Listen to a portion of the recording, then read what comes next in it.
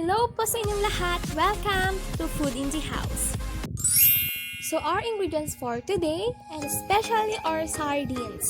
So let's prepare our vegetable first. So meron po tayong kamote, carrots, pipino, sprouted mongo, isang itlog, 3 tablespoons of flour, half tablespoon of asin, 3 tablespoons of sugar, ang ating sardines, any brand po, at wag po natin kakalimutan ang ating pambalot sa ating lumpia. So let's enjoy! Enjoy!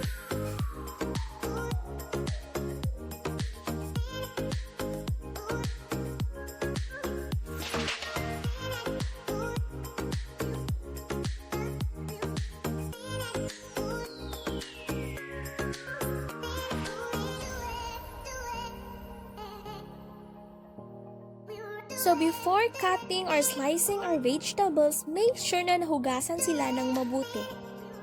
So for cucumber, tanggalin natin yung mga buto. Like this.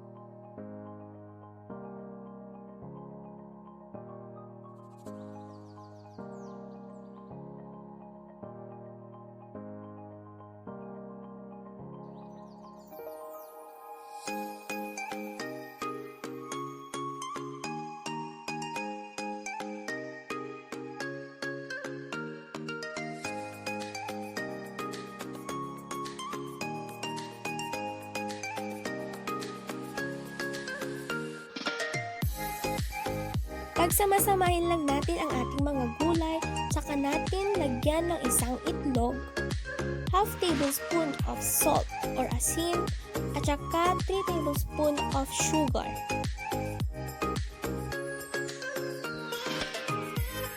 Then, mushroom powder pangdagdag lasa. Ito ay optional lamang. Nasa sa inyo kung anong flavor ang gusto nyong idagdag sa ating lumpiang sardines upang mas malinamnam pa.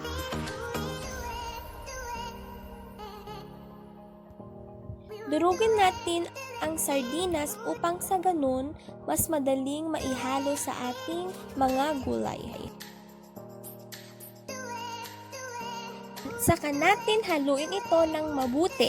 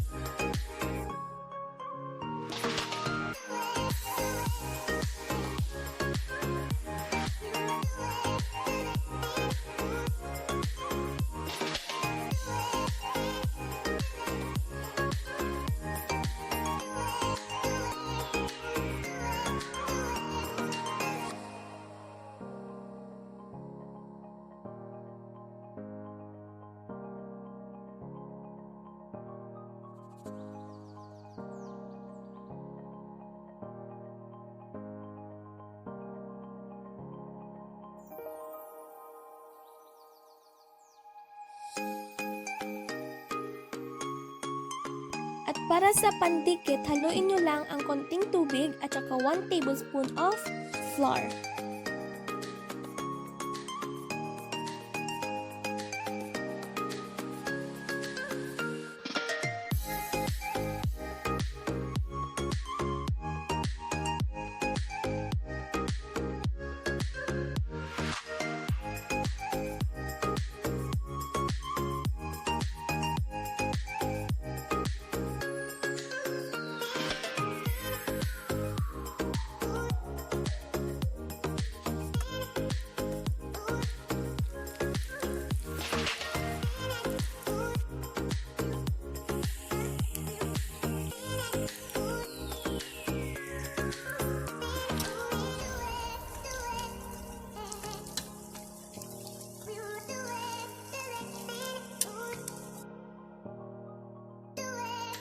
Ito na po ang ating final output, ang ating Lumpiang Sardines. Thank you for watching and please don't forget to subscribe.